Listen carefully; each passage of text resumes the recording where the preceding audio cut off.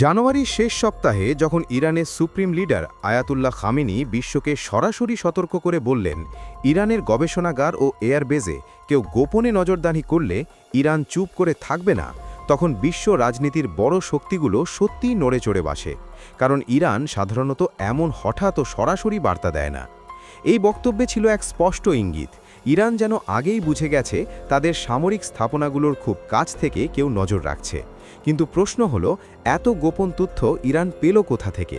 কারা নজরদারি করছে সেটা তারা কিভাবে জানল? এই প্রশ্ন তখন শুধু মধ্যপ্রাচ্যেই নয়, গোটা বিশ্বের গোয়েন্দা মহলে আলোচনার কেন্দ্রে উঠে আসে। সাধারণভাবে দেখা যায় বড় দেশগুলো তাদের গোপন প্রযুক্তি এমনভাবে আড়াল করে রাখে যে অনেক সময় মিত্র রাষ্ট্রগুলিও প্রকৃত তথ্য পায় না। তবুও ইরান যেন আগেভাগেই বুঝে ফেলল তাদের ওপর কারা চোখ রেখেছে, আর সেখান থেকেই শুরু হয় রহস্য। অনেকে মনে করেন এর উত্তর লুকিয়ে আছে ইরানের হাতে থাকা রাশিয়ার এক রহস্যময় স্পাই প্লেনে, উর্ডাটু নামে পরিচিত সেই বিমানটিতে। এই বিমানের অস্তিত্ব নিয়েই বহু বছর ধরে বিতর্ক চলে আসছে। কেউ বলেন বিমানটি বাস্তব এবং রাশিয়া এখনও গোপনে এটি ব্যবহার করছে।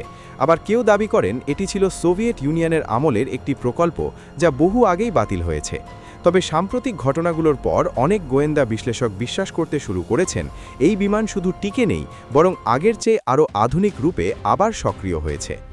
রাশিয়া বর্তমান বিশ্ব রাজনীতির অন্যতম বড় খেলোয়াড়। অনেক সময় মনে হয় রাশিয়া যেন অদৃশ্য কোনো নেটওয়ার্কের মাধ্যমে বড় বড় আন্তর্জাতিক সিদ্ধান্ত আগেই আন্দাজ করে ফেলে। কেউ বলেন তাদের গোয়েন্দা নেটওয়ার্ক অত্যন্ত শক্তিশালী। আবার বিভিন্ন প্রতিবেদনে উঠে এসেছে এর পেছনে থাকতে পারে আকাশে থাকা এক ভয়ঙ্কর চোখ, উর্ডাটু নামে সেই স্পাই প্লেন। এই বিমানের প্রধান শক্তি হল উচ্চতা ভিত্তিক নজরদারি ক্ষমতা এবং স্টেলথ প্রযুক্তি। বলা হয় আধুনিক বিশ্বের অনেক উন্নত রাডার সিস্টেম দিয়েও একে সহজে শনাক্ত করা যায় না, কারণ উর্ডাটু পৃথিবীর পৃষ্ঠ থেকে প্রায় ২৬ কিলোমিটার ওপরে উঠতে সক্ষম। এই উচ্চতায় সাধারণ যুদ্ধবিমান তো দূরের কথা, অধিকাংশ এয়ার ডিফেন্স সিস্টেমও টার্গেট লক করতে পারে না।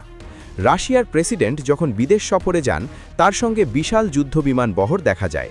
সাধারণ মানুষ মনে করে এটি কেবল নিরাপত্তার অংশ, কিন্তু সামরিক বিশ্লেষকদের মতে পুরো আকাশপথ স্ক্যান করা, আশেপাশের গতিবিধি পর্যবেক্ষণ করা এবং সম্ভাব্য হুমকি বিশ্লেষণের জন্য নীরবে কাজ করে এমন একটি স্পাই প্লেনও সক্রিয় থাকে।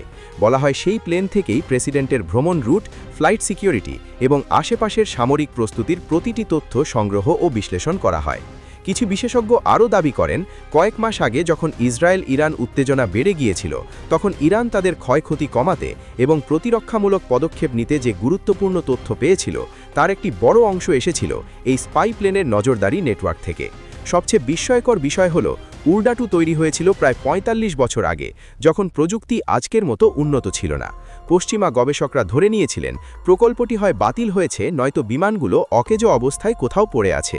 কিন্তু এখন একাধিক গোয়েন্দা রিপোর্টে বলা হচ্ছে রাশিয়া গোপনে এগুলোকে আধুনিক প্রযুক্তি দিয়ে আপগ্রেড করেছে, যদিও রাশিয়া এ বিষয়ে প্রকাশ্যে কিছু জানায়নি। যদি সত্যিই রাশিয়া আবার উর্ডাটু উড়িয়ে থাকে, তাহলে বিশ্ব রাজনীতির ভারসাম্যে বড় পরিবর্তন আসতে পারে। আর যদি এই বিমান বাস্তবেই এত শক্তিশালী হয়, তবে একে থামানোর উপায় খুব সীমিত থাকবে।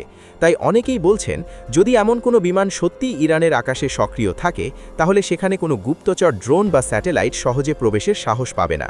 হয়তো এই কারণেই ইরান বারবার দাবি করে তারা জানে কিভাবে নিজেদের আকাশ সুরক্ষিত রাখতে হয়। এই ছিল আজকের বিশ্লেষণ।